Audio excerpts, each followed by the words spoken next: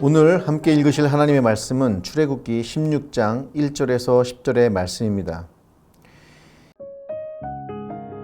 이스라엘 자손의 온 회중이 엘림에서 떠나 엘림과 시내산 사이에 있는 신광야에 이르니 애굽에서 나온 후 둘째 달 15일이라.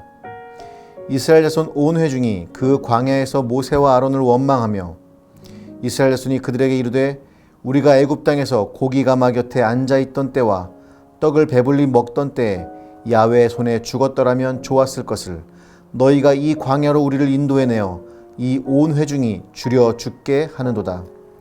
그때 야훼께서 모세에게 이르시되 보라, 내가 너희를 위하여 하늘에서 양식을 비같이 내리리니 백성이 나가서 일용할 것을 날마다 거둘 것이라. 이같이 하여 그들이 내 율법을 준행하나 아니하나 내가 시험하리라. 여섯째 날에는 그들이 그 거둔 것을 준비할지니 날마다 거둔 것에 갑절이 되리라.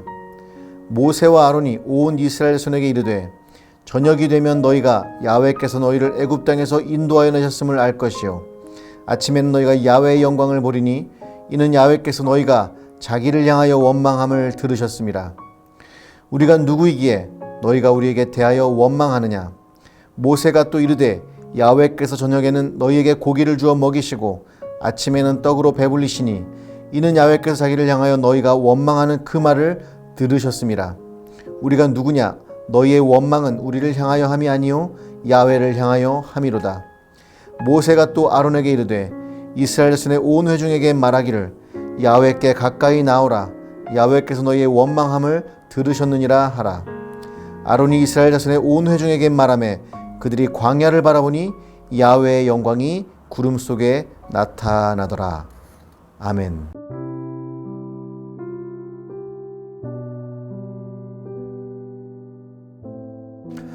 많은 목사님들이나 강사님들이 설교나 강의를 하실 때 이스라엘 백성들의 원망에 대한 이야기를 많이 하십니다. 원망과 불평하면 망한다. 아마 요약하면 이 정도 문장으로 귀결될 것 같은데요. 그런데 한번 잘 생각해 보세요. 여러분과 저는 얼마나 많은 원망을 하고 있는지. 벌써 망해서 죽을 정도가 아니었을까요? 삶이 힘들고 어려우면 사실 불평할 수 있는 거 아닐까요? 힘들다고 말할 수 있는 거 아니겠습니까? 오늘은 여러분과 함께 이스라엘 백성들을 통해서 원망과 불평의 본질에 대한 이야기를 나누려고 합니다. 단순히 이스라엘 백성들이 고기 먹고 싶다고 불평해서 멸망한 것은 아니라는 것이죠. 본문에서 원망이라는 표현이 무려 6회나 등장을 합니다. 이스라엘 백성들이 출애굽을 하고 2달 하고도 보름이 지났습니다.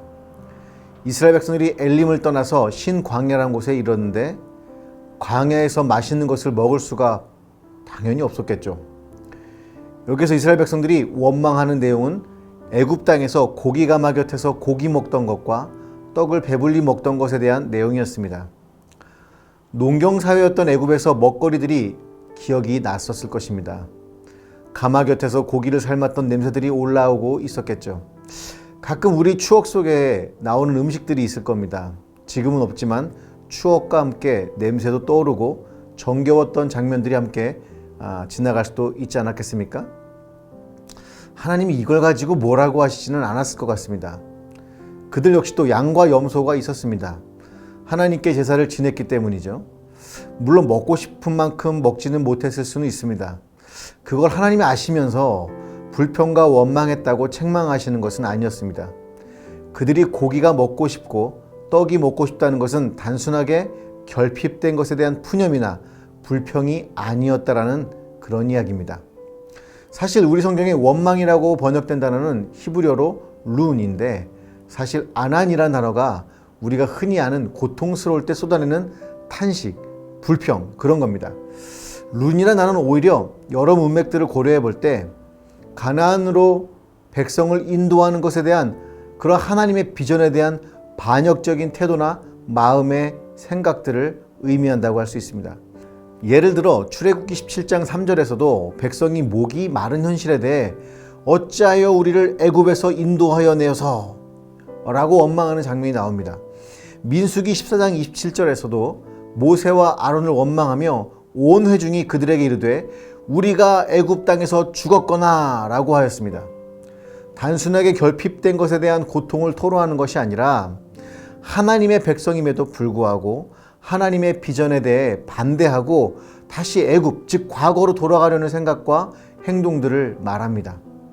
홍해의 기적, 반석에서 물이 나오는 기적과 마라의 쓴 샘물, 만나와 메추라기 등 어마어마한 기적을 경험했음에도 불구하고 하나님의 비전과 계획에 대해 비방하며 과거의 삶이 좋았기에 돌아가고 싶다는 것을 하나님이 싫어하시는 것이죠.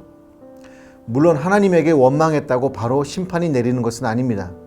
오늘 본문에서도 하나님은 그들이 그러한 불평하는 것을 안타깝게 여기시고 모세가 또 아론에게 이르되 이스라엘 선의 온 회중에게 말하기를 야훼께 가까이 나오라. 야훼께서 너희의 원망함을 들으셨느니라 라고 하고 있습니다. 그리고 이스라엘 백성들이 광야를 바라볼 때 야훼의 영광이 구름 속에 나타나시며 이스라엘 백성들의 원망에 응답하셨습니다. 이스라엘 백성들에게 메추라기를 주셨고 만나를 보내주셨습니다. 하나님은 항상 우리의 현실에 깊은 관심을 가지고 계십니다. 우리가 원망할 때도 바로 책망하지 않으시고 우리를 위해 선한 일을 하시는 분입니다. 그러기에 광야에서 때로는 물이 없고 양식이 없을 때라도 하나님의 선하심을 의심하지 않고 오직 주님만을 신뢰했으면 좋겠습니다. 저도 나이가 들어가면서 그때 하나님이 도와주지 않으셨으면 큰 어려움이 닥쳤을 것을 알게 된 많은 일들이 있었습니다. 당시는 많은 불평과 원망 섞인 기도도 많이 했지만 제가 했던 이런 어리석음을 여러분은 반복하지 않았으면 좋겠습니다. 하나님의 여러분을 향한 계획에 대한 신뢰, 아마도 코비드 시대에 가장 중요한 것은 원망이 아니라 하나님에 대한 신뢰가 아닐까 합니다.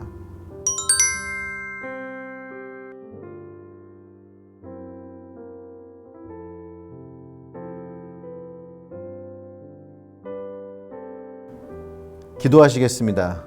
주님을 신뢰합니다. 때로는 결핍과 부족함이 내 앞에 있다 해도 원망과 불평으로 나의 삶을 지속하지 않도록 하여 주옵소서. 하나님의 계획과 일하심은 우리 모두의 선을 지향하고 있음을 신뢰하고 믿기를 원합니다. 때로 연약해서 넘어져도 주님 붙들어 주옵소서. 예수님의 이름으로 기도드립니다.